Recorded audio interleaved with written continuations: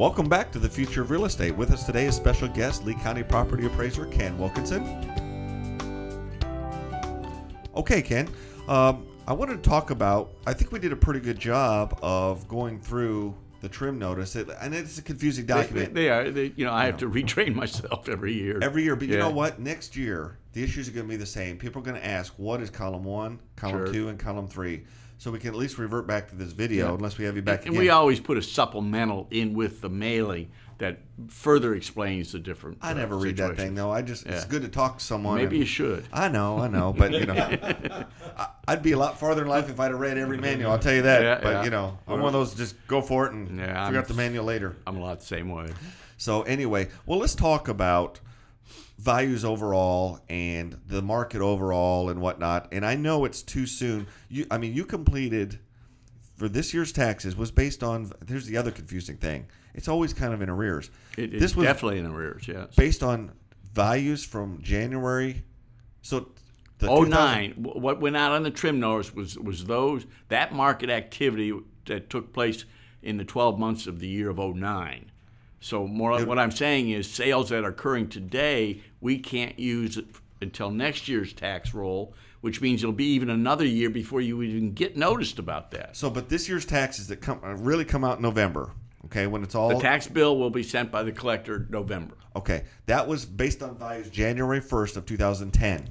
Based on the prior 12 months activity, yes. Correct, okay. So everything that's happened this year is really irrelevant for last year's the tax bills that people are going to get. We put this one to bed, and then January 1st, in a couple of months, we start all over again after we've started analyzing what the market activity was in this calendar year, and then those notices won't go out until next August. Well, we do a pretty good job of tracking the residential market. And you do. And the residential market has pretty much been up, down, and flat. And I don't know if you get a sense of that. I agree with what you just said. What we're finding is, the bottom can't get much lower. When your average sale price in a couple of years went from $321,000 to $84,000 in single-family residential, you're not going to get much lower than that. What we're seeing more of this year in 10 is the commercial market continuing to decline. We think the lower end of the residential has bottomed out, and I think that's what you're saying.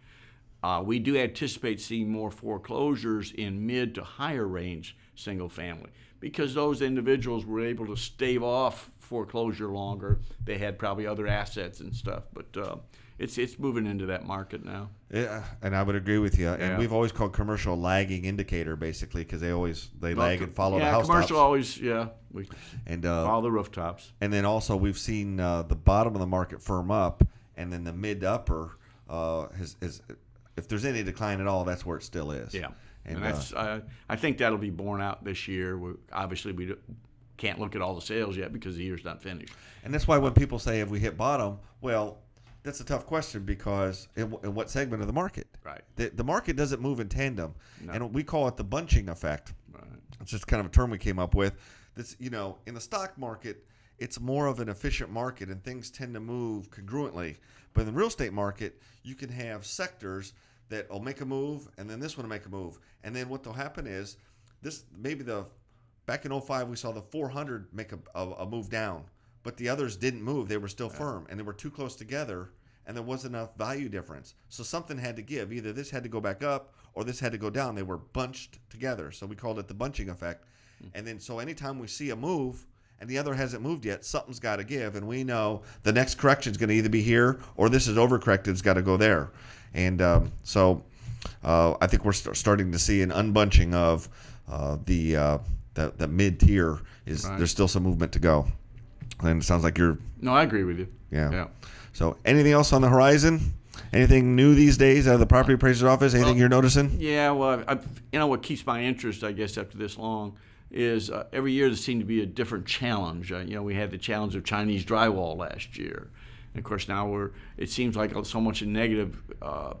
Lee County gets more than our share. The foreclosures, we've had to deal with that over the years, the short sales. And when you get to where 70% of your sales are what we always termed formerly distressed sales, well, that is the market. So you can't not use them. But when 70% of them are those type sales, that drags all the values down. And as a quick example, if I can, you can have a homogeneous neighborhood and you've got 9 good sales. 3 are at 90, which are your traditional arm's length transaction, MLS. Then you have 3 at 60, which is your short sale before foreclosure. And then you have the REO after foreclosure at 30. Well, it's a mass appraisal system. We have 610,000 properties in this county that annually we have to reappraise based on the prior 12 months activity.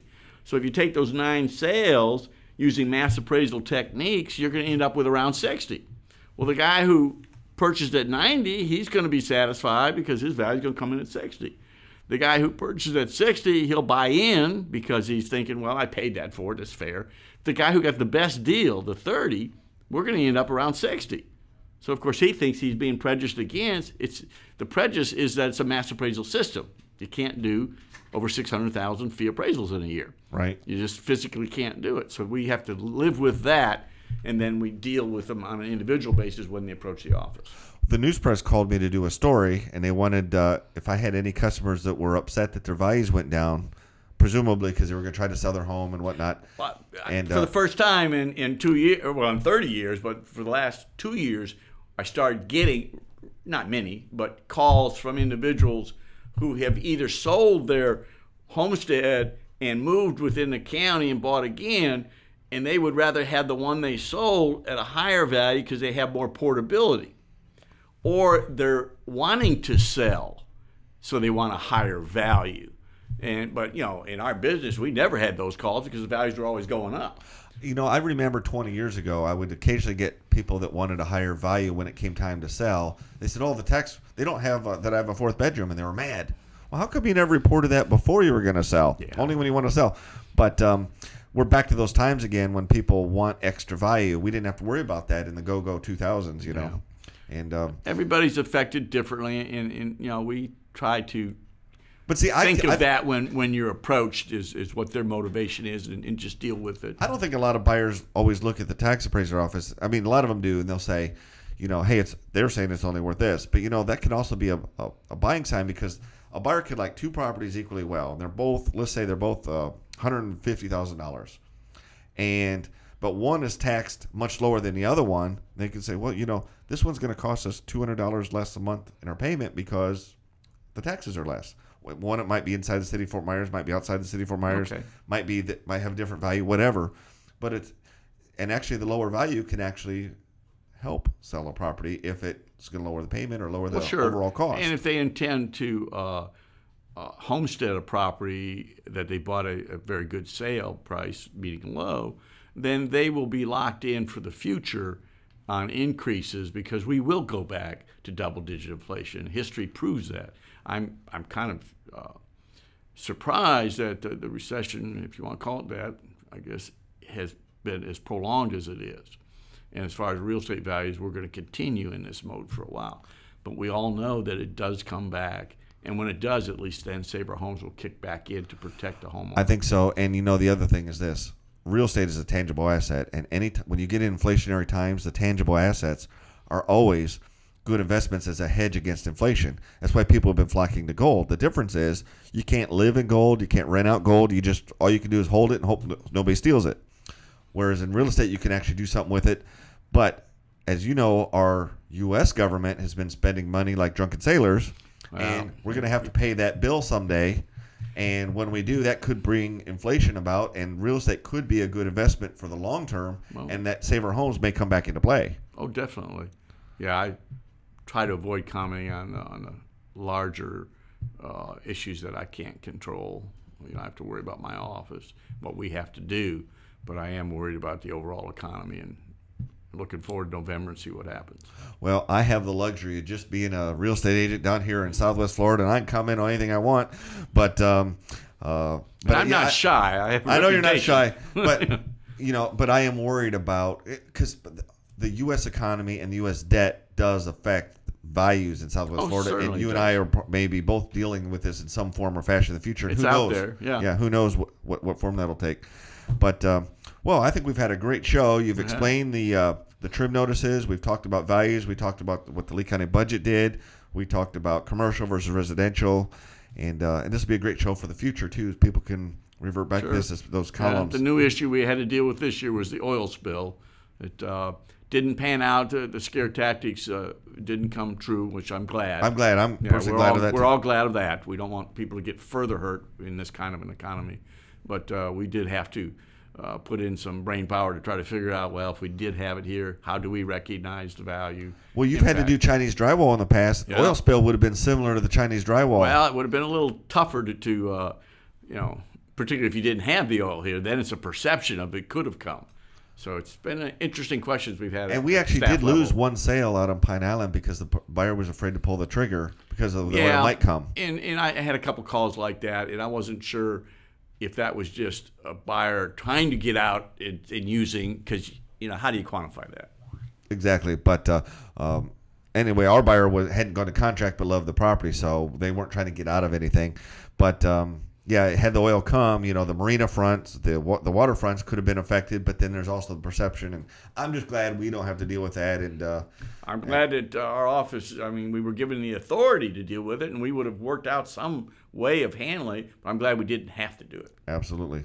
Well, you've been watching The Future of Real Estate presented by the Ellis team at RE/MAX. We serve Fort Myers, Cape Coral, Lehigh, all of Lee County in Southwest Florida. We've been visiting today with Lee County property appraiser Ken Wilkinson. Ken, always great to have you on the show. We're going to have to get you back. This video will serve great notice for next year, but sure. Let's get you back next year anyway. We'll talk. Anytime I can get more information out to the public, the better off our office is and the public. Absolutely. So thanks for being with us, and thanks for tuning in. My pleasure.